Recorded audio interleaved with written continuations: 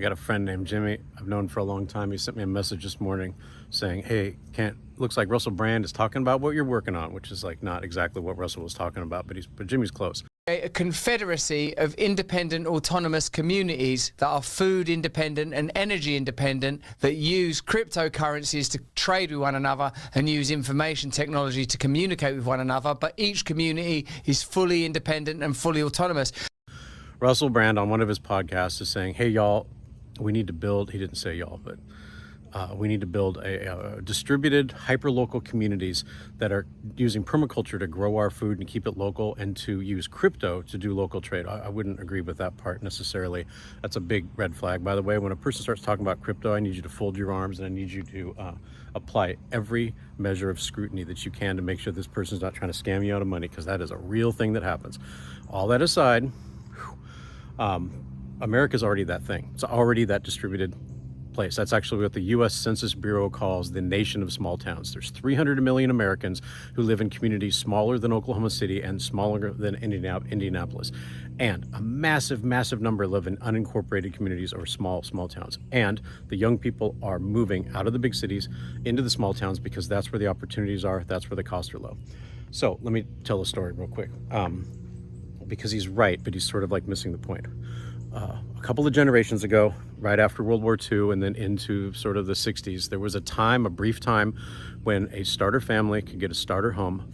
They could leverage the equity to acquire capital so they could build generational wealth, and that happened. And then what happened is the creation of what's called in the early 70s, it was an essay called The Pig and the Python. It talks about the boomers. This python that's eaten a pig. It's a demographic blob basically that goes through the American economy, and that's the boomers. And where we are is at the tail end of that thing, literally the tail end of it. Boomers are dying at the rate of 7,000 to 10,000 a day.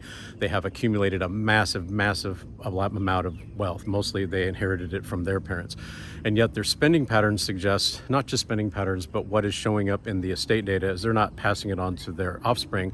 They're using that to basically pay for a standard of living. So it goes into services and it goes into retail purchases, and then it sort of dissipates. And as a consequence, there isn't that starter family buying a starter home so they can leverage equity to acquire capital to build generational wealth. It's not happening. And this is not just a small number of people. It's actually 75% of Americans are in that category.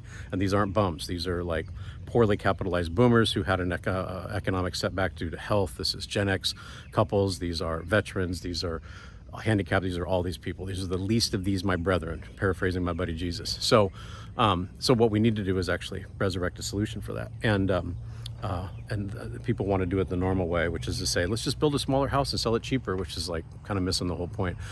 What we have is what we call a halo community. Halo, homes anchored in legacy and opportunity. And it's got that sort of community package. It's 5 homes, 5-bedroom, 4-bedroom, 3-bedroom, 2-bedroom homes, and a shared structure that has renewables that cheapen, basically make it less expensive to heat and to cool. Plus it has all the bundled jobs that you need, and education and wellness. And this is not for the cities. I'm actually in the city. I know you don't know that, but I'm in urban, and it's not in suburbia, because you know what, it's working for those people in those places, otherwise they wouldn't live there.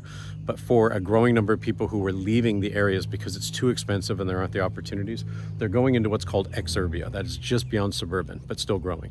So where the halo communities go is in these little areas, and what they do is they extend a halo of benefit to the people around them, which subsidizes their living. So let me bring this full circle. The people who move into the community have a fractional ownership in a corporate asset, provided they're stewards.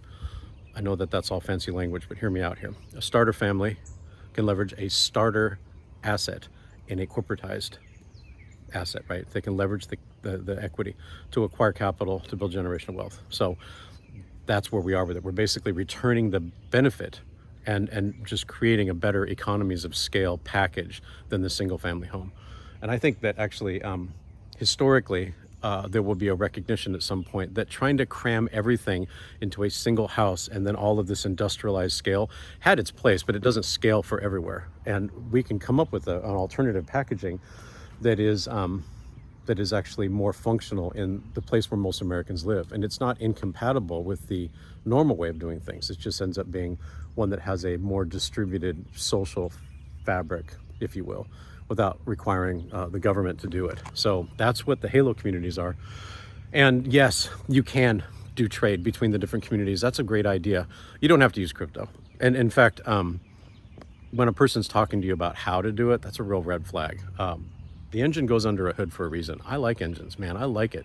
I have a hobby. I'm working on a van that's worth like $400. Like, I get it.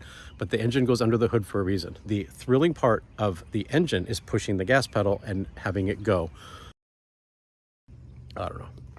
I am actually going to go work on the van because I actually really do like working on it. I actually do enjoy replacing parts that like may or not need to be replaced. But the thing is running great. I squeeze like an extra 4 miles per gallon out of the thing because I'm replacing stock parts with stuff that are better now. It's just actually speaking to like my second most popular article, the shitbox paradox, which suggests that you get more comfortable with something the more you maintain it, and you can technically improve it, which is kind of what we're doing.